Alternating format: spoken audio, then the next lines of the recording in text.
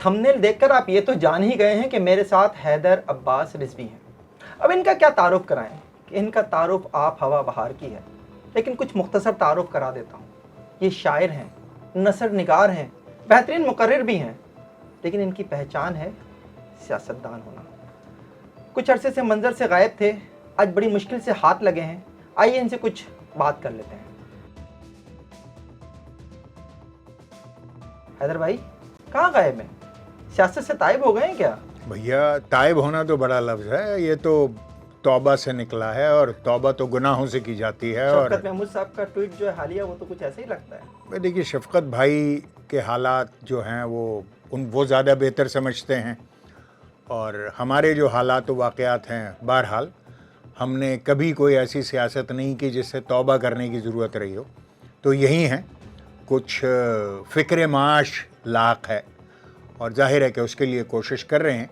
तो अगर आपने एक छोटा सा ब्रेक भी ले लिया है तो उसको तायब होना तो नहीं कह सकते। तो ये जो ब्रेक लिया है, इससे पहले आप सियासत में आए कैसे? एक शायर, नसर निगार, मुकर्रिर भी बहुत मज़े के, बहुत अच्छे, हमने आपको बड़ा मज़े से सुनते थे। हम अपने ज़माने तालिब इल्मी में भी आपको सुना है। सियासत में आ कैसे गए? भाई, जामे कराची में एडमिशन लिया इंटरमीडिएट के बाद 1986, तो वहीं पर फिर APMSO को ज्वाइन किया, जो स्टूडेंट विंग था MQM का, और उसमें दिल लगा के काम किया, करते चले गए यहाँ तक के 2002 में बाकायदा पार्लियामेंट्री पॉलिटिक्स में MQM ने रास्ता दिखाया और पार्लियामेंट्री पॉलिटिक्स ज्वाइन की। बस इतना मुख्तसर सा आपका पीरियड है कि आपने दो लफ्ज़ों में निपटा दिया? कहाँ गया हैदर अब्बास रिजवी जैसा मुकर्रिर? कहाँ है भाई? क्या हो गया है आपको? भाई देखिए, आप कोई पार्लिमानी फोरम तो है नहीं, आप तो यूँ समझिए कि एक मौर्रिख हैं और एक खाका निगार हैं, और इस वक्त अब निकल के आ रहा है हैदर मेरा डिजिटल खाका बना रहे हैं आप। तो बुनियादी तौर पर यही था। अगर आप थोड़ा तफसील में जाना चाहें तो 1986 में जमीयत से पिटने के बाद हमने सियासत में अमली कदम रखने का सोचा, और उस वक्त बड़ा सोच समझ के ये फ़ैसला किया कि हम मुहाजिर हैं और हम APMSO ज्वाइन करेंगे। APMSO बड़ी मुख्तसर थी, बहुत छोटी सी। मेरे ख़्याल से जब हमने ज्वाइन की तो कराची यूनिवर्सिटी में हमसे पहले 9 लोग थे कुल APMSO में, और हम अपने साथ कोई 114 लोग APMSO में लेकर गए थे, जो हमारी अपनी क्लास थी फर्स्ट ईयर की। तो बस फिर वो APMSO ज्वाइन की और ये सफ़र चलता रहा, वक्त गुज़रता रहा। APMSO के सख्त ऑर्गेनाइज़र बने, फिर मरकज़ी काबीना में APMSO के मरकज़ी रहनुमा हुए, फिर ऑपरेशन 92 शुरू हो गया। 94 में अमेरिका चले गए तालीम की गर्ज से, वहाँ पढ़ते रहे, लिखते रहे। फिर 98 में पाकिस्तान वापस आए, 98 में फिर काम करते रहे MQM का, यहाँ तक के 2002 आ गया, और पार्टी ने फिर MQM ने कौमी असम्बली के लिए बहैसियत रुकन नामज़द किया, इलेक्शन लड़ा, और पहली बार रुकन कौमी असम्बली 2002 में बन गए। ये बतौर महाजिर आपने APMSO को चुना कि आपने यहाँ से अपनी ज़माने तालिब इल्मी की सियासत का आगाज़ करना है। ये जो MQM है, कहा जाता है कि ये शायद वो वाहिद जमात है जिसने एक तलबा तंजीम से जन्म लिया। कराची में सर सैयद गर्ल्स कॉलेज की एक तालबा मिनी बस के नीचे आकर कुचली जाती है, बुशरा ज़ैदी, और बुशरा ज़ैदी की मौत से MQM ने ज़िंदगी पाई। 1985 का वाक़या है। और असल में देखिए, मैं आपको बड़ा वाज़ेह तौर पर बताऊं कि बुशरा ज़ैदी इंसिडेंट गो के एक आइसोलेटेड इंसिडेंट। एक तालिबा जो एक तेज़ रफ्तार मिनी बस से गिरी और उसी मिनी बस के पहियों के नीचे आ गई। वो कराची का एक रूटीन जो है वो एक्सीडेंट था, मगर उससे पहले अहले कराची में ये घुटन और ये हब्स बढ़ता चला जा रहा था कि शायद जो ट्रांसपोर्ट माफिया है, गैर मकामी लोग हैं, वो कराची पर, अहले कराची पर बावजूद गलतियां करने के उल्टा मारपीट करते हैं, और अहले कराची जो हैं वो उस पर आवाज़ नहीं उठाते, और ये तासुर बढ़ता जा रहा था, ये घुटन बढ़ रही थी। اور یہی واقعات تھے سارے جس میں 1978 میں 11 جون کو APMSO بنتی ہے. وہاں پر ایڈمیشن پالیسیز میں اختلاف ہوتا ہے, اسٹوڈنٹس کو جامعہ کراچی میں ایڈمیشن نہیں ملتے. APMSO بن جاتی ہے, پہلے اسٹوڈنٹ ایکشن کمیٹی بنتی ہے, پھر APMSO بن جاتی ہے. وہی APMSO جب جمعیت ان کو مار پیٹ کر جامعہ کراچی سے باہر پھینک دیتی ہے تو وہ علاقہ جانا شروع کرتے ہیں, اور 18 مارچ 1984 کو MQM بن جاتی ہے. اور اس وقت گھٹن اتنی بڑھ چکی تھی کہ بس ایسا لگ رہا تھا کہ جیسے کسی حادثے کے بعد پیٹرول سڑک پہ پھیلا ہوا ہے اور کوئی بھی کسی بھی گاڑی میں سے چلتی ہوئی ایک سگریٹ اگر جلتا ہوا اس طرف اچھال دے گا تو وہ پورا علاقہ جل کر خاکستر ہو جائے گا. اور یہی صورتحال اس وقت کراچی کی تھی, اور بشرا زیدی کیس نے اس جلتی پر تیل کا کام کیا.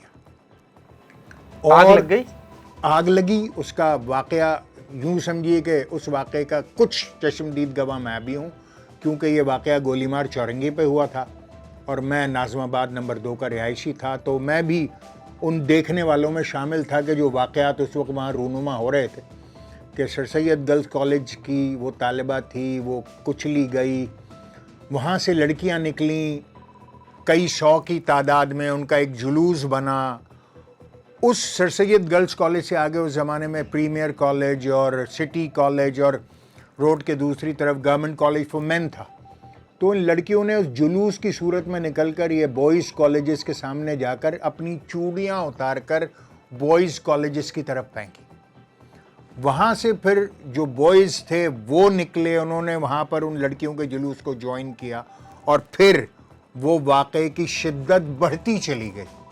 تو یہ وہ واقعہ تھا جس نے کراچی کو اور اہل کراچی کو اور کراچی کی سیاست کو یکسر بدل دیا.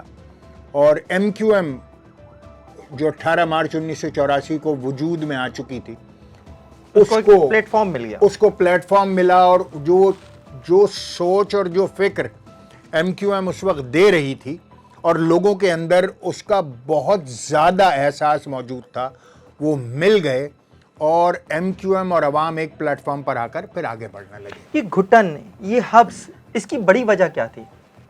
فہیم, پاکستان بننے کے بعد جو ہجرت ہوئی اور ایک بہت بڑی تعداد میں مہاجر ہندوستان سے پاکستان آئے.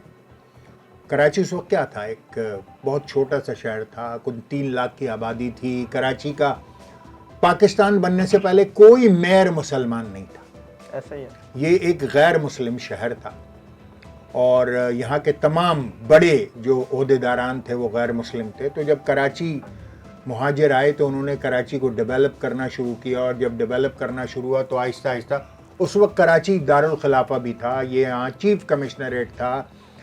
قائد اعظم نے 1948 میں, جولائی 48 اگر مجھے صحیح یاد ہے, تو قائد اعظم نے یہاں پر چیف کمشنریٹ کے قیام کا اعلان کیا اور کراچی کو ایک صوبے کا اسٹیٹس دیتے ہوئے دارالخلافہ بنایا. آہستہ آہستہ آپ کو یاد ہوگا کہ پہلے 1 یونٹ بنا, اور 1 یونٹ بننے کے بعد جب وہ 1 یونٹ ختم ہوا تو کیپٹل ہی کراچی سے شفٹ کر دیا گیا. پھر اس کے بعد بڑی بدنصیبی یہ ہوئی کہ بھٹو صاحب جو ہے وہ چیف مارشل لاء ایڈمنسٹریٹر بن کر آ گئے, اور پھر انہوں نے جو بحیثیت چیف مارشل لاء ایڈمنسٹریٹر 1 جنوری 1972 کو پہلا LFO جاری کیا, جنوری 1 1972.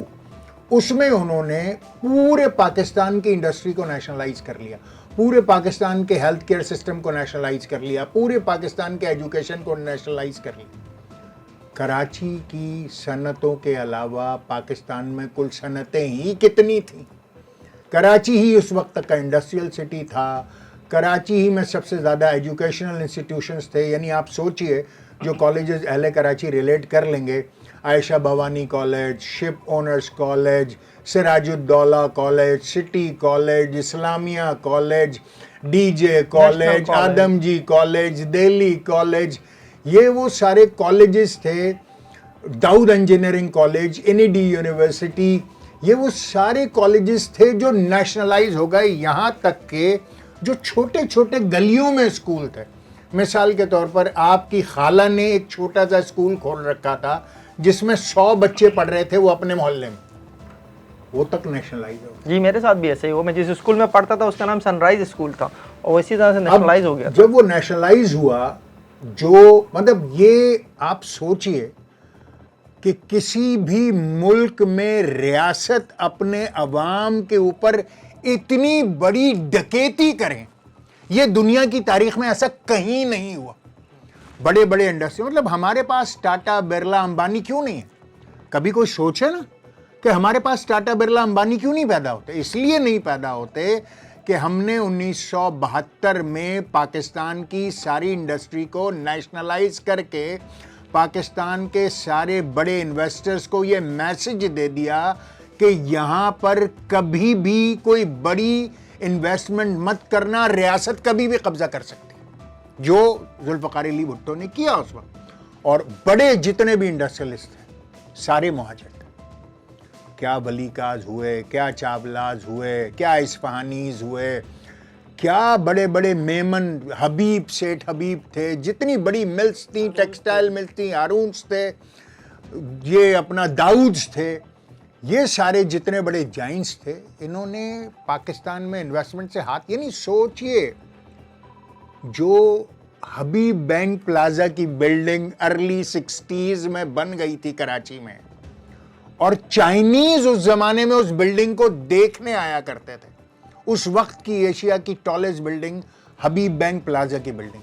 کیا اس کے بعد 60 کی دہائی کے بعد آج تک بھی پاکستان نے اس کے برابر کی ایک بھی بلڈنگ بنی؟ کیوں نہیں بنی؟ انویسٹر کا اعتبار اٹھ گیا. اس نے یہ دیکھا کہ یہاں تو ریاست نے ڈکیتی کر لی ہے, اور ایل ایف او لگا کر ذوالفقار علی بھٹو صاحب نے سارے کارخانے قومیہ لیے, سارے banks, U B L, Muslim commercial bank, Habib bank limited اور الائیڈ بینک, جتنی انشورنس کمپنیز تھیں وہ ساری, جتنی بھی آدم جی انشورنس, یہ آج جو آپ کے پاس جو سارا انشورنس کا سیٹ اپ ہے سرکار کے پاس, وہ ساری انشورنس کمپنیز کو ایک جگہ کر کے. پی این ایس سی کیا ہے؟ پی این ایس سی کیسے بنا؟ پی این ایس سی ایسے بنا کہ جتنی بھی پاکستان میں جو شپرز تھے, جن کے اپنے اپنے جہاز تھے, جتنے جہاز کراچی میں لنگر انداز تھے, ان کو حکومت نے چھینا اور چھین کر ایک کمپنی بنا دی پی این ایس سی. او جی ڈی سی ایل کیا ہے؟ او جی ڈی سی ایل کیسے بنا کہ جتنے بھی یہاں پر پیٹرولیم ریلیٹڈ بزنس انسٹیٹیوشنز تھے پرائیویٹ, ان کو ایک جگہ جمع کیا, ان پر قبضہ کیا اور او جی ڈی سی ایل بن گیا. تو اس طریقے کے انسٹیٹیوشنل آپ نے انویسٹمنٹ کو پاکستان سے دھکیل کر اپنے ہاتھوں سے باہر کر دیا. اور ستم یہیں پر نہیں رکا. جب ڈی نیشنلائزیشن کی بات ہوئی, مثال کے طور پر میں آپ سے آپ کی موٹر سائیکل چھین لوں خدا نخواستہ, خاکم بدہان, اور میں آپ کو ویسے دے دوں. مجھے یقین ہے کہ آپ کے پاس گاڑی ہے, موٹر سائیکل جو بھی ہے, آپ محبت میں تو مجھے دے دیں گے. میں مثال دے رہا ہوں آپ کو, آپ سے چھین لوں کیونکہ میں تو سرکار ہوں, اور اب میں کوشش کروں اس پہ چابی لگا کے کہ اس کو کک مارتا رہوں اور وہ بائک سٹارٹ نہ ہو, یا ایسا کروں کہ جب بائک سٹارٹ ہو جائے اور میں جب تک آپ کی ٹنکی میں پیٹرول تھا میں اس کو لے کے گھومتا رہا. اب جب وہ پیٹرول کی ٹنکی خالی ہو گئی اور وہ موٹر سائیکل کھڑی ہو گئی, تو اخلاقاً مجھے واپس آپ کو اگر کرنے کا ارادہ ہو بھی گیا کہ بھائی اس موٹر سائیکل سے آپ جان چھڑا لو, اس میں پیٹرول نہیں ہے, تو میں آپ کو واپس کرتا. میں نے کیا کیا؟ میں اس موٹر سائیکل کو بازار میں نیلام کیا. میں نے فہیم صاحب کو ان کی موٹر سائیکل واپس نہیں کی. جو انڈسٹری لگی تھی, جب وہ انڈسٹری بعد میں 30 سال بعد 35 سال بعد سکھ انڈسٹری ہو گئی, تو وہ تو پھر ہاتھ جوڑ کر معافی نامے کے ساتھ فہیم صاحب کو دے دینی تھی نا, کیونکہ تھی وہ فہیم صاحب کی.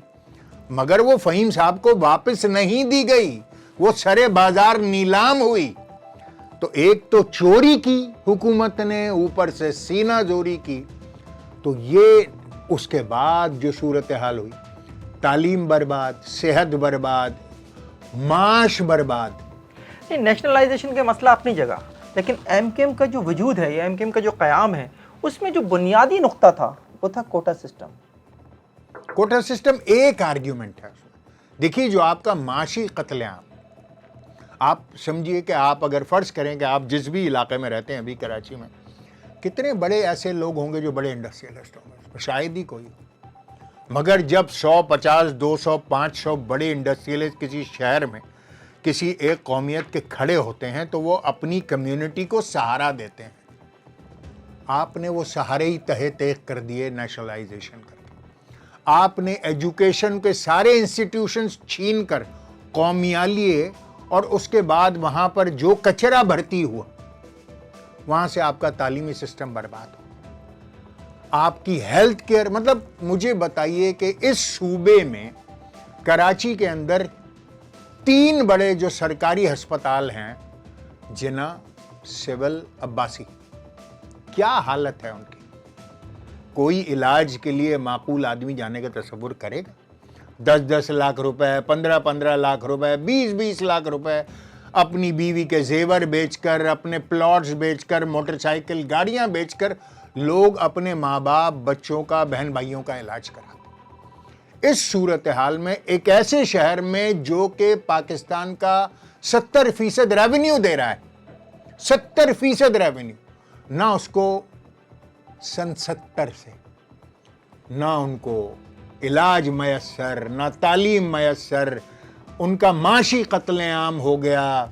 ان کی انڈسٹری کو ایک سوچے سمجھے منصوبے کے تحت برباد کر دیا گیا. اندرون سندھ سے زمینیں، جائیدادیں چھین کر ان کو شہروں کی طرف ہکا دیا گیا. جو ان کی زمین جائیداد تھی وہ چھین لی گئی. اب ایک ایسی صورتحال میں آپ پوچھ رہے تھے، بنیادی سوال آپ کا یہ تھا کہ ایسا گھٹن کا کیا ماحول تھا. تو وہ میں نے آپ کو بہت تھوڑی دیر میں یہ باور کرانے کی کوشش کی. چلیں 70 میں جو کچھ ہوا ٹھیک ہے، ہم آپ نے اس کے اوپر بات کر لی، لیکن 80s میں ایم کیو ایم بن جاتی ہے. 87 میں الیکشن میں حصہ لیتی ہے، بلد جاتی ہے، جیت جاتی ہے. 88 میں الیکشن میں حصہ لیتی ہے، جیت جاتی ہے. بعد میں الیکشن میں حصہ لیتی ہے، جیت جاتی ہے. یہ شہر ایم کیو ایم کے پاس تھا. کیا جن مسائل کی آپ بات کر رہے ہیں کہ وہ مسائل حل ہو گئے؟ دیکھیے اس میں سے بہت ساری بار ایسا ہوا کہ ایم کیو ایم کو جب بھی ڈیلیورنس کا موقع ملا. بتائیے اس شہر پر حکمران کون کون رہا ہے؟ پاکستان پیپلز پارٹی، کچھ عرصے کے لیے اختیارات کے ساتھ ایم کیو ایم، مسلم لیگ نون، اور ایک مخصوص وقت کے لیے 4 برس کے لیے پی ٹی آئی. اگر آپ بغیر کسی اس کو کیے ہوئے، کسی تفاوت کو برتے ہوئے اگر آپ غور کریں تو مجھے یہ بتائیے کہ جو ڈیلیوری ہے شہر میں جتنی بھی ہوئی ہے، اس میں سب سے بڑی ڈیلیوری اگر کسی جماعت کی ہے تو ایم کیو ایم کے علاوہ جس جماعت کو بار بار موقع ملے اس کے لیے کیا یہ کہنا کافی ہوگا کہ جتنی بھی ڈیلیوری ہے، کیا اتنی ہی ڈیلیوری بنتی تھی؟ جس جماعت کو بار بار موقع ملے مگر بار بار چھین کر، مار پیٹ کر، اٹھا کر کونے میں بند کر دیا گیا. اس کو بھی کہیے حکومتیں آئیں 6 مہینے، 8 مہینے، سال، 1.25 سال، 1.5 سال، 1.25 سال، ابھی یعنی قدم جمنے بھی نہیں پاتے تھے کہ کھدیڑ دیے جاتے تھے. ایسی صورتحال میں مشرف پیریڈ میں جو ایم کیو ایم کو ڈیلیوری کا موقع ملا، شاید پورے پاکستان میں اس کی مثال ملتی نہیں. جو کچھ ایم کیو ایم نے کر دکھایا. آپ سمجھتے ہیں کہ جو کچھ کیا ایم کیو ایم نے وہ کافی تھا اس دور میں، مشرف دور میں؟ کیا اس سے زیادہ نہیں ہو سکتا تھا ماضی میں بھی، اس دور میں بھی؟ بہت کچھ ہو جانا چاہیے تھا اور بہت کچھ ہو جاتا. موقع نہیں ملا، کرنے نہیں دیا گیا، راستے روکے گئے. ایم کیو ایم پر ایک الزام اور بھی لگتا ہے. آپ نے کہا کہ ایجوکیشن سسٹم تباہ کر دیا گیا. ایم کیو ایم کے اوپر بھی تو یہ الزام لگتا ہے کہ وہ تنظیم جو اے پی ایم ایس جس نے جنم لیا، وہ خود نوجوانوں کے ہاتھ سے کتاب چھین کر انہیں اسلحہ دیتی رہی. دیکھیے شاید کچھ جگہوں پر ایسے واقعات ہوئے ہوں، مگر من حیث القوم، من حیث الجماعت، ایم کیو ایم کی کبھی بھی یہ پالیسی اور یہ ترغیب نہیں رہی کہ ایسی صورتحال. ہاں کچھ لوگ ہوتے ہیں، کچھ کالی بھیڑیں بھی ہوتی ہیں، کچھ انجانے میں بھی ہوتے ہیں، کچھ جوانی کے شوق میں بھی ہوتے ہیں، اور کچھ زخم لگنے کی بنیاد پر ایسی کارروائیاں ذاتی بنیادوں پر کرتے ہیں. میں اس سے انحراف نہیں کر رہا، مگر ایک پرنسپل آف پالیسیز کے تحت، ایک پرسکرائبڈ پالیسی کے تحت ایم کیو ایم نے نہ کبھی ایسا کیا، نہ اس کی ترغیب دی، اور نہ ہی ایجوکیشن سسٹم کو تباہ کیا. اگر ایک یونیورسٹی بنانے کے لیے حیدرآباد میں کیا پاپڑ بیلنے پڑتے ہیں ایم کیو، مطلب آپ سوچئے کہ کیا چاہتی ہیں ایک یونیورسٹی بنا، بلائیں لینے پہ آپ اتنے ہو گئے برہم، بلائیں لینے پہ آپ اتنے ہو گئے برہم، حضور کون سی جاگیر چھین لی ہم نے؟ ایک جامعہ ہی تو مانگی حیدرآباد کے لیے، نام چینج کر لیتے اس کا، وہ بھی نہیں بنی، 25 سال ہو گئے، 25 سال ہو گئے، حیدرآباد میں انسٹیٹیوٹس بن گئے، یونیورسٹی نہیں بن کے دے رہی۔ ایک وزیر کھڑے ہو کر اگر یہ بیان دے کہ میری لاش پہ سے بنے گی، تو آپ وہاں پر سوچ کا اندازہ لگا سکتے ہیں کہ کیا سوچ ہوگی۔ Operation operation operation M Q نے برداشت کیے ہیں۔ ان آپریشنز کے دوران جو نام نوجوانوں کو ملتے رہے، شرری، کانا، کنکٹا اور اسٹیل باڈی والا اور پتہ نہیں کیا کیا، ایک وقت میں کیا یہی قوم کی شناخت بن گئی تھی؟ دیکھیے یہ تو بڑا ایک آزمودہ حربہ ہے، جب کسی جماعت کے خلاف یا کسی گروہ کے خلاف یا کسی قبیلے کے خلاف یا کسی قوم کے خلاف کہیں طاقت آزمائی کی جاتی ہے۔ ایک فلم میں آپ کو سجیسٹ کروں گا، کبھی موقع ملے تو ضرور دیکھیے گا، اس فلم کا نام ہے، چینل کو دیکھنے والوں کو بھی بتائیے، سم مدرز سن۔ یہ ایک انگریزی فلم ہے، یہ آئرش ریپبلکن آرمی کے اوپر یہ فلم بنی ہے اور اس سے ریلیٹڈ یہ سٹوری ہے، شاید کچھ ریلیونس آپ کو اس کی کراچی کے حوالے سے بھی ملے۔ تو سم مدرز سن کو اگر آپ دیکھیں گے تو اس میں پتہ چلے گا کہ باقاعدہ ایک سوچی سمجھی انجینئرڈ اسٹریٹجی کے تحت کرمنلائزیشن کی جاتی ہے لوگوں کی، ان کو ڈیفیم کیا جاتا ہے، ان کو ملائن کیا جاتا ہے۔ مطلب اگر میں اور آپ چشمہ لگاتے ہیں اور اگر کوئی یہ سوچ لے کہ ہمیں اور آپ کو جو ہے وہ کرمنلائز کرنا ہے، تو میں اور آپ بڑی آسانی سے کہے جا سکتے ہیں کہ جی فہیم چشمو صاحب یا حیدر چشمو صاحب۔ اب چشمہ لگانا کوئی عیب نہیں ہے، یا خدا نخواستہ اگر کسی میں کوئی جسمانی نقص بھی ہے تو اس کا نام بنا کر اس کی تحقیر کرنا یا اس کو کرمنلائز کرنا، یہ تو باقاعدہ ایک اسٹریٹجی کے طور پر کیا گیا، اور باقاعدہ تاکہ اگر اس کے خلاف کوئی ایکشن لیا بھی جائے، اس فرد کے خلاف جس کو کرمنلائز کر دیا گیا یا آئسولیٹ کر دیا گیا، تو اس پر کوئی شور و واویلا نہ ہو۔ مگر وہ تمام لوگ اہل کراچی ہی تھے، ان کو سارے لوگ ہی جانتے تھے، تو ظاہر ہے کہ اس کے اوپر جو ایک خاموش ایک احتجاج تھا، بہرحال وہ اس کی بازگشت کراچی نے دہائیوں سنی ہے۔ جس دور کی ہم بات کر رہے ہیں اس دور میں بھی ایم کیو ایم کا سافٹ فیس جو ہے وہ حیدر عباس رضوی تھے، لیکن پھر بھی حیدر عباس رضوی خود بھی الزامات کی زد میں رہے۔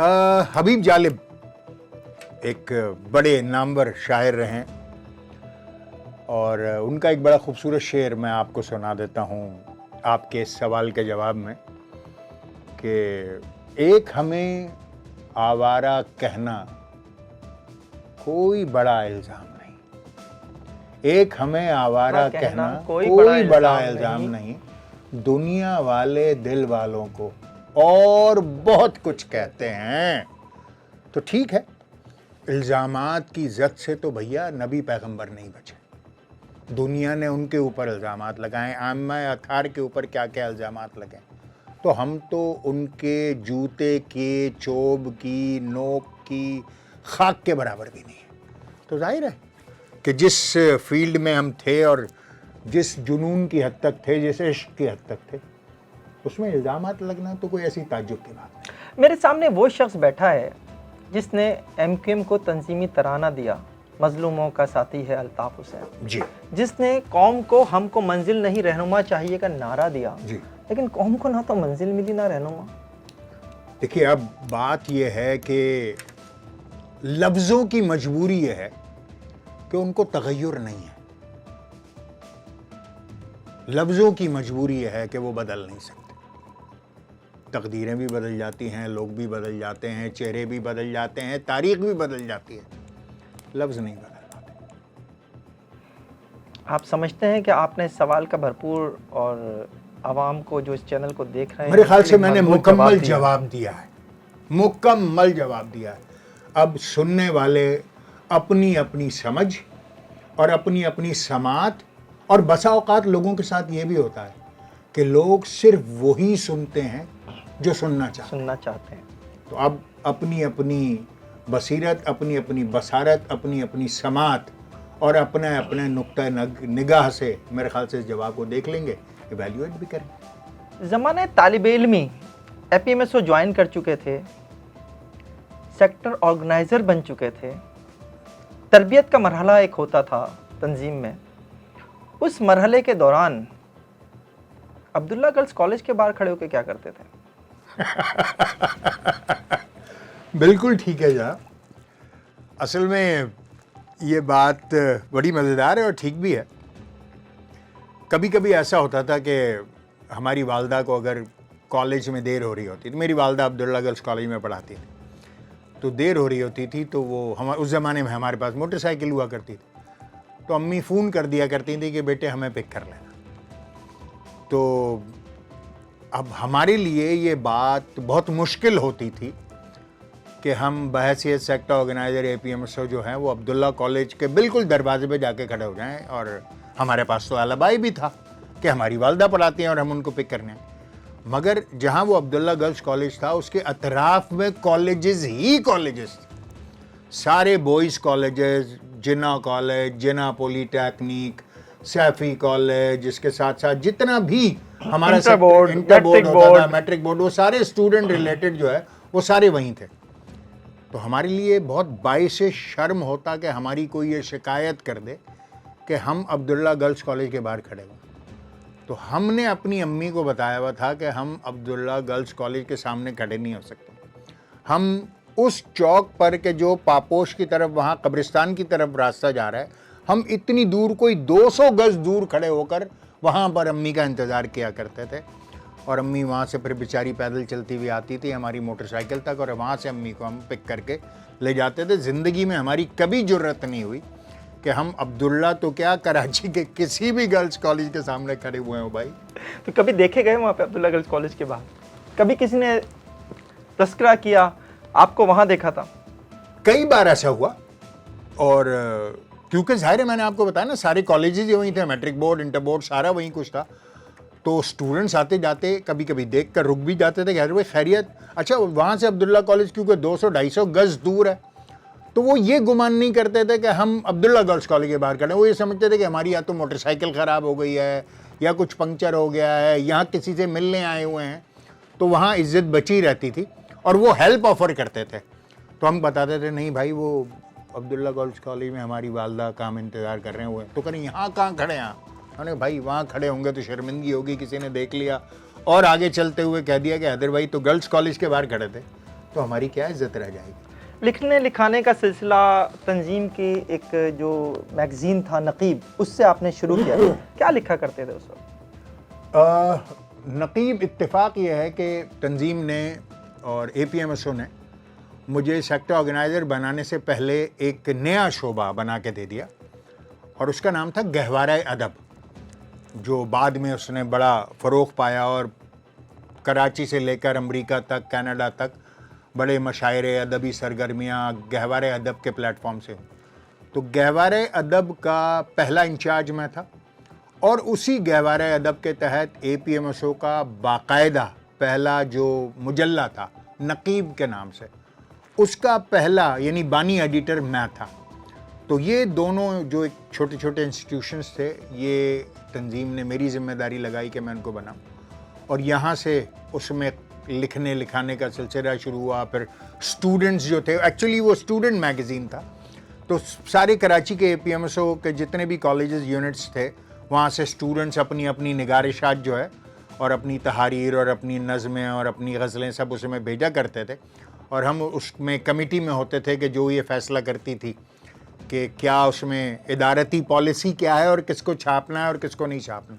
تو وہاں پر مجھے یاد ہے کہ وہ ہماری بنیادی تربیت گاہ ہمارے لیے بھی تھی. اور چیئرمین عظیم احمد طارق کا پہلا انٹرویو جو ہوا اے پی ایم ایس او کے لیے، وہ نقیب کے لیے میں نے کیا تھا، اور وہاں سے انٹرویو لینا سیکھا ہم نے. اور کمال شفقت کے ساتھ عظیم بھائی انٹرویو بھی دیتے رہے اور سکھاتے بھی رہے کہ انٹرویو کیسے کرتے ہیں. اور وہاں پر میں نے آج تک مجھے یاد ہے کہ میں نے عظیم بھائی سے آخری سوال پوچھا کہ عظیم بھائی کوئی آپ آخر میں کوئی ایسا میسج جو اسٹوڈنٹس کو دینا چاہیں، جو ایک روایتی ایک جملہ ہوتا تھا، تو عظیم بھائی نے مسکرا کر کہا کہ دیر از نو شارٹ کٹ ٹو سکسیس، کہ کامیابی کا کوئی راستہ مختصر نہیں ہے، آپ کو پورا سفر کرنا پڑے گا۔ اور پھر انہوں نے اس کو بڑا اچھا ایلیبریٹ بھی کیا کہ انہوں نے مجھ سے پوچھا کہ حضرت تم تو سائنس کے اسٹوڈنٹ ہو، میں نے کہا جی، کہہ رہے ہیں انجینئرنگ کے اسٹوڈنٹ ہو، میں نے کہا جی، تو کہہ رہے ہیں بیٹا the shortest possible distance between 2 points is called a straight line، کہ ایک نقطہ اور ایک آپ کا ٹارگٹ، اس کے بیچ میں جو فاصلہ ہے دراصل وہی تو اسٹریٹ لائن ہے، تو اسٹریٹ لائن سے چھوٹا راستہ اور کوئی ہو ہی نہیں سکتا۔ یہ بڑا خوبصورت میسیج اس وقت عظیم بھائی نے دیا تھا، وہ نقش ہو گیا میرے دماغ میں نا، اور میں اس کو نہیں بھولتا کہ there is no shortcut to success۔ Doctor Imran Farooq کے بعد جس شخص نے سب سے زیادہ تنظیمی لٹریچر لکھا اس کا نام حیدر عباس رضوی ہے، اور اس میں ظاہر تربیت کے حوالے سے بہت کچھ تھا۔ آپ سمجھتے ہیں کہ آج کی ایم کیو ایم اس نظم و ضبط کے اوپر، اس تربیت کے اوپر چل رہی ہے؟ خاص طور پر میں کارکن کی بات کر رہا ہوں۔ بہت ساری اقدار بدل گئیں، بہت سارے حالات بدل گئے، جو تنظیم کی گرفت جتنی مضبوط ایک زمانے میں ہوا کرتی تھی، جتنا وقت ایم کیو ایم کے مرکزی قائدین کارکنان کی تربیت پر صرف کرتے تھے، وہ اس طریقے سے نہیں ہو پا رہا ہے۔ ظاہر ہے کہ اب بھی جو مرکزی قائدین ہیں ایم کیو ایم کے، وہ کوشش کرتے ہیں کہ تربیتی سیشنز کیے جائیں، مگر شاید اس کی اثر پذیری اتنی نہیں ہے جتنی گزشتہ زمانوں میں ہوا کرتی تھی۔ اس کی وجہ؟ اس کی کئی وجوہات ہیں۔ ایک تو میں نے آپ کو بتایا کہ جیسے کچھ اقدار بدلی ہیں، کچھ حالات بدلے ہیں، کچھ تنظیم کی اپنے کارکن پر گرفت کمزور پڑی ہے۔ مطلب پہلے اسٹوڈنٹ لائف سے ہم مثال ہیں آپ کے سامنے کہ بڑے بڑے بال، کھلا گریبان، چین، ریپ جینز، کڑے پہن کر ہم تنظیم میں آئے تھے، اور اللہ شاہد ہے کہ جب عظیم بھائی نے ہمیں دیکھ کر ایک تربیتی نشست کر دی، وہ دن آج کے ہم پہلی بار مرکز چلے گئے پی ایم ایس او کے، ہمیں لے جایا گیا کہ بھائی تربیتی نشست ہے، تو ہمیں پتہ ہی نہیں تھا کہ تربیتی نشست کیا ہوتی ہے، ہم تو نئے نئے کارکن تھے، تو ہم اٹھ کے چلے گئے۔ مجھے آج تک یاد ہے ایم پی ہاسٹل میں وہ تربیتی نشست ہوئی تھی، تو سارا جامع کراچی اے پی ایم ایس او کا جو یونٹ تھا وہ یا سیکٹر جو تھا وہ وہاں پر تھا۔ چیئرمین عظیم احمد طارق تربیتی نشست لینے کے لیے تشریف لائے، تو ہمارا حلیہ یہ تھا کہ ہمارے بڑے بڑے بال تھے اور یہاں تک گریبان کھلا ہوا تھا، اور اس میں سے چین جھانک رہی تھی، اور ہاتھ میں کڑا پہنا ہوا تھا، ریپ جینز تھی، اور ہم اپنے آپ کو بہت سمارٹ سمجھتے تھے کہ اس حلیے میں۔ تو مجھے ایسا لگا کہ عظیم بھائی نے وہ مجھے دیکھ کر ہی پوری تربیتی نشست کر دی کہ میاں بڑے بڑے بال، کھلا ہوا گریبان، چین، الٹی آستینیں، ریپ جینز، یہ کوئی ایسا حلیہ نہیں ہے کہ لوگ آپ کی طرف راغب ہوں۔ اور اے پی ایم ایس او کے کارکن کو چاہیے کہ وہ انتہائی متین، سنجیدہ، حلیم الطبع، پریزنٹیبل، پڑھا لکھا ہونا چاہیے تاکہ لوگ اس کی طرف راغب ہوں، اس سے مدد طلب کریں اور وہ ان کی کما حقہ مدد کر سکے، اور پھر وہ آپ کی اس مدد سے متاثر ہو کر اے پی ایم ایس او یا ایم کیو ایم کے پلیٹ فارم کو جوائن کر سکے۔ تو یہ جو حلیے ہیں یہ تحریک کی، نظم و ضبط کی بنیادی خلاف ورزی ہیں، تو اس سے اجتناب برتا جانا چاہیے۔ عظیم بھائی نے پوائنٹ آؤٹ نہیں کیا یا پن پوائنٹ نہیں کر دیا، مگر پوری اس دن کی جو ان کی گفتگو تھی اس کا لب لباب یہ تھا کہ اے پی ایم ایس او کے لوگوں کا مزاج کیسا ہونا چاہیے، طرز گفتگو کیسا ہونا چاہیے، ان کے کپڑے کیسے ہونے چاہیے، ان کا حلیہ کیسا ہونا چاہیے۔ وہ مجھے ایسا لگا، میں اندر سے چور تھا، I was guilty conscious actually at that time. بس وہ دن تھا، میں نے اپنا گریبان بند کرنے سے پہلے گلے میں ہاتھ ڈالا، اتنا ٹائم تھا نہیں کہ چین کھول کے نکالوں، تو اس کو کھینچ کے توڑ کے جیب میں ڈالا، کڑا اتارا، جیب میں ڈالا، گریبان بند کیا، تربیتی نشست سے اٹھ کر سیدھا نائی کی دکان پر گیا، وہاں بال کٹوایا، اور پھر زندگی میں کبھی بڑے بال نہیں رکھے، کبھی گریبان نہیں کھولا، ریپ جینز پہننی چھوڑ دی، اس کی جگہ قمیص شلوار پہننی شروع کر دی، کیونکہ میں دل سے گیا تھا اور مجھے کام کرنے کا جذبہ تھا، اور میں سمجھتا تھا کہ مہاجر کاز بالکل ٹھیک ہے، جائز ہے، حق بجانب ہے، اور ہمیں اس کے لیے کام کرنا چاہیے، اور خلوص نیت کے ساتھ تھا. اس لیے میں نے اپنا حلیہ، اپنا مزاج، اپنی گفتار، سب کچھ اس تبدیل دن کر کے دیا. بعد سے بدل گیا. یہ اس وقت کی سیاست تھی، 80s کی سیاست تھی. آج کی سیاست کو دیکھتے ہوئے کیا نئی نسل کو سیاست میں آنا چاہیے، آپ سمجھتے ہیں؟ دیکھیے، سیاست کے علاوہ اور کوئی راستہ نہیں ہے دنیا میں. باقی جتنے انتظامات ہیں کسی بھی طریقے کے ہوں، کسی بھی ملک میں ہوں، استبداد کے یا جتنے بھی انتظامات ہیں، وہ جز وقتی ہیں اور وہ بدل جانے کے لیے ہیں. سیاست، پارلیمنٹ، انتخابات، یہی وہ راستہ ہے جو قوموں کو لے کر آگے چلتا ہے. مشکلات بھی آتی ہیں، پریشانیاں بھی آتی ہیں، کبھی کبھی ایسا ہوتا ہے کہ گنجائشیں بھی کم ہو جاتی ہیں، مگر اس کے باوجود حوصلہ اور ہمت تو نہیں ہارنا چاہیے. دل نا امید تو نہیں، ناکام ہی تو ہے. لمبی ہے غم کی شام، مگر شام ہی تو ہے. تو آپ کیسے ہار سکتے ہیں؟ نہ ہارا ہے عشق اور نہ دنیا تھکی ہے. کمار بارہ بنک میں، نہ ہارا ہے عشق اور نہ دنیا تھکی ہے. دیا جل رہا ہے، ہوا چل رہی. تو بس یہی صورتحال ہے. اور آپ کو میرے خیال سے مجھ سمیت کسی کو بھی حوصلے نہیں ہارنے چاہیے. مشکلات ہوتی ہیں، بہت دیکھی ہیں، اور پریشانی کی بات نہیں ہے اس میں کوئی. ظاہر ہے کہ یہ سیاسی جد و جہد اور سیاسی مزاج سے ہی تحمل، صبر و ضبط، حوصلہ، امید، یہ وہ راستے ہیں جو قوموں کو لے کر آگے جاتے ہیں. آپ نے کہا مشکلات بہت دیکھی. 92 کا آپریشن، کہاں تھے، کیا کیا؟ 92 آپریشن کے وقت اے پی ایم ایس ہوئی تھی، اور اس وقت سیکٹر آرگنائزر سے آگے جا کر مرکزی رہنما ہو گئے تھے، کیونکہ اس وقت تک اے پی ایم ایس کی مرکزی کابینہ میں اضافے کی پالیسی ختم ہو گئی تھی، اور ایک عدم اعتماد کی صورتحال تھی 1991 اور 1992 کے دوران. ایم کیو ایم اور اے پی ایم ایس او کی جو لیڈرشپ تھی، اس کے کچھ پتہ نہیں چل رہا تھا کہ کون کدھر ہے، کیا ہے، کس کی سیاسی وفاداریاں کہاں ہیں کہاں نہیں. تو اس وقت جو ہے وہ نئی ذمہ داریوں کو دینے سے تنظیم بائی پالیسی اجتناب برت رہی تھی، مگر اور پیچھے سے اے پی ایم ایس او کا انفلکس بڑھتا چلا جا رہا تھا، کیونکہ ظاہر ہے ہر سال نئے اسٹوڈنٹس آتے تھے، ایڈمیشن ہوتے تھے، پرانے اسٹوڈنٹ پاس آؤٹ ہو رہے تھے، ان کی گنجائش نہیں بن رہی تھی. تو ایک کیپیسٹی بنائی گئی تھی 5-6 لوگوں کے لیے مرکزی رہنماؤں کی، تو ان میں ایک ہم بھی تھے.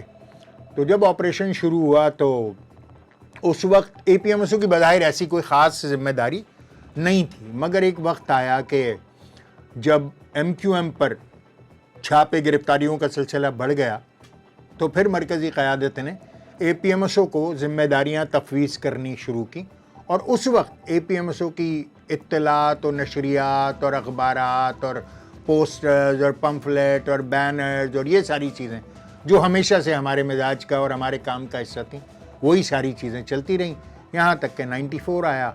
اور 94 میں پھر میں اپنی تعلیم کے حوالے سے امریکہ چلا گیا تھا.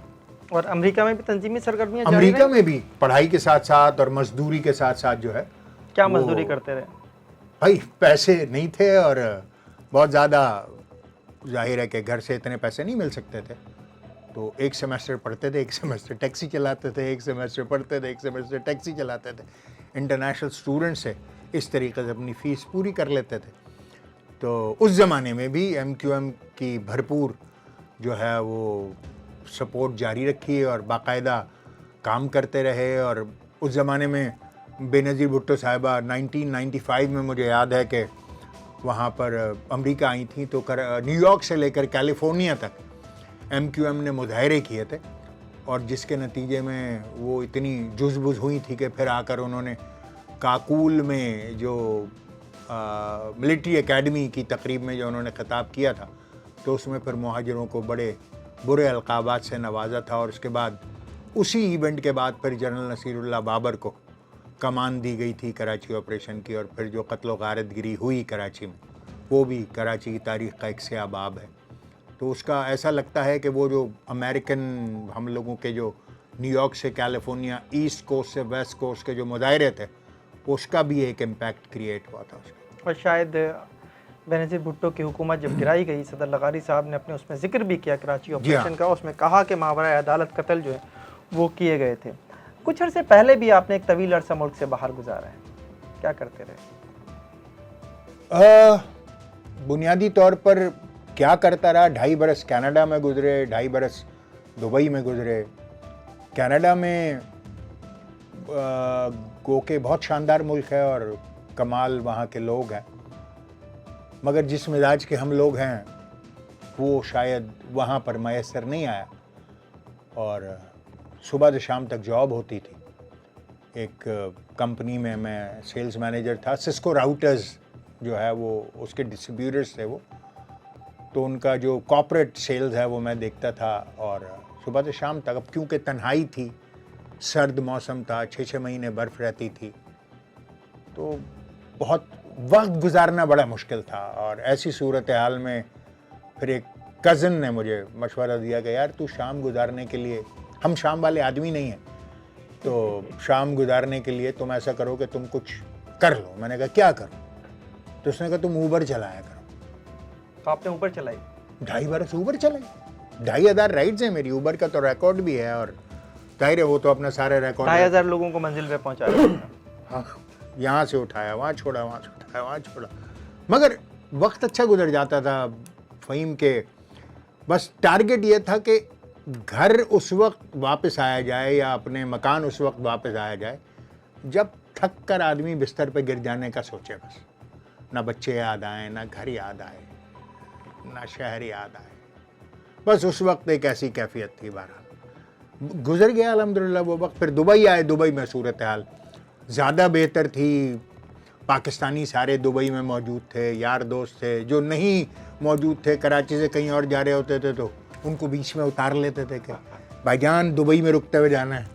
تو وہ پھر جس کو کہتے ہیں نا کہ وہ ایک شوق، ایک چس پورا ہو جاتا تھا کہ بھائی فہیم آ گیا، یا وسیم بادامی آ گیا، یا شاکر علی آ گئے، یا وسیم اختر آ گئے، یا خالد بھائی آتے میں آ گئے. اس طرح ملاقاتیں رہتی تھیں اور بس وقت گزر گیا الحمدللہ. 5 برس جلا وطنی کے گزرے، محجور وطن رہے، مگر گزر گیا. آج کل وقت کیسے گزار رہا ہے؟ بنیادی طور پر ایک تو ظاہر ہے کہ تنظیم کو کچھ وقت تو جاتے ہی جاتا ہے، اور میں کوشش کر رہا ہوں کہ جو اپنا ان پٹ ہے وہ ضرور دے سکوں، وہ دیتا ہوں. اس کے علاوہ ظاہر ہے 5 برس اگر آپ جلا وطن رہیں تو خرچے ڈبل ٹرپل ہو جاتے ہیں.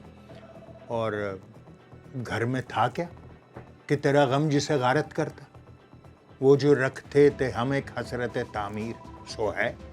تو فکر معاش ہے. اور کچھ کاروبار، ایک واٹر ٹریٹمنٹ کمپنی بنائی ہے جو 2-2.5 سال سے واٹر ٹریٹمنٹ کا کام کری ہے. انڈسٹریل اور کمرشل لیول کے اوپر ہم ٹریٹمنٹ پلانٹس ہر قسم کے بناتے ہیں، کیونکہ بنیادی تعلیم میری chemical related, chemical engineering, applied chemistry, یہ ساری ہے.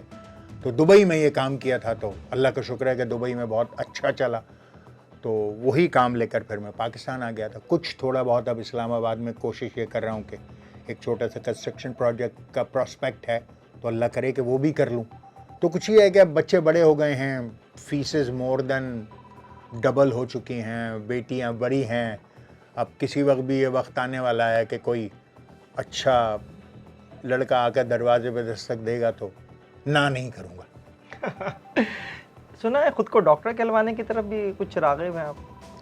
ڈاکٹر دلی بہت دور ہے ابھی فہیم. ایم فل اردو میں میرا ہمیشہ سے، امی نے مار پیٹ کے انجینئر بنا دیا، ورنہ میں شاعر بننا چاہتا تھا اور صحافت کو بطور پیشہ اختیار کرنا. کیا کہنے، نہیں ہو پایا. امی کے ٹارگیٹس اور تھے. سب سے بڑا بیٹا تھا. امی دیکھنا چاہتی تھی کہ پڑھ لکھ کے قابل ہو گیا. اب اس وقت اردو میں ہمیں کو لوگ قابل مانتے نہیں تھے.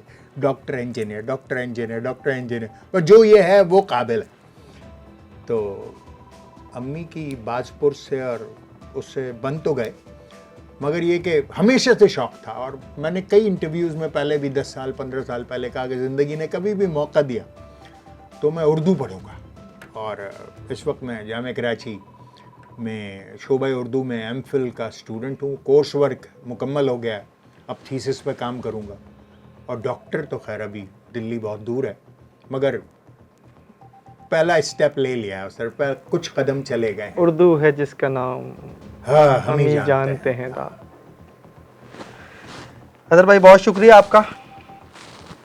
آپ کو یہ ویڈیو کیسی لگی کامنٹ سیکشن میں کامنٹ کر کے ضرور بتائیے گا، اور ہاں میرے چینل کو سبسکرائب اور ویڈیوز کو لائک کرنا نہ بھولیے گا۔ دیکھتے رہیے FIR۔